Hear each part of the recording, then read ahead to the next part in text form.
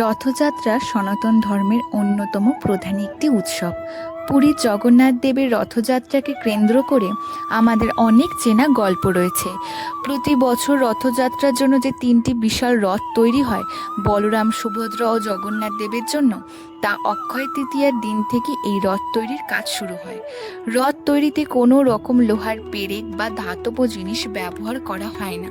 সম্পূর্ণ কাঠের জোড়াতালি দিয়ে এই বিশাল রথগুলো বানানো হয়। জগন্নাথ দেবের রথের মোট 16টি চাকা রয়েছে।